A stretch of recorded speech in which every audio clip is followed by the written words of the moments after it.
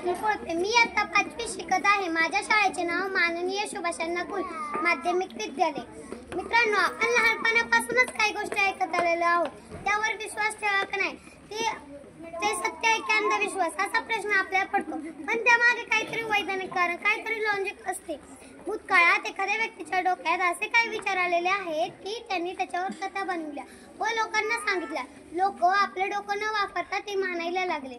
उदाहरण 1,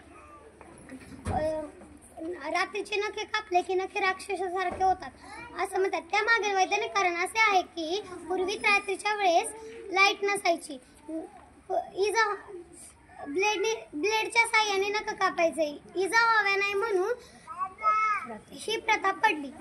उदाहरण 2, आडवी मांजर गेली की अपशकुन मानायचे। त्यामागील वैज्ञानिक कारण असे आहे की पूर्वी रात्रीच्या वेळेस बैलगाडीवर प्रवास असायचा, मांजरीचे डोळे पाहून बैल घाबरायचे। मांजरी मागे जित्ता, वाघ यासारखे प्राणी असू शकतात। मला शेवटी एवढेच म्हणावेसे वाटते, रूढी परंपरा खाली रोखली जाते, ज्ञानाची वाटी फुटते। मर्यादेपेक्षा जास्त असलेली श्रद्धा आणि सत्याला नाकारते ती अंधश्रद्धा। धन्यवाद। जय हिंद, जय भारत।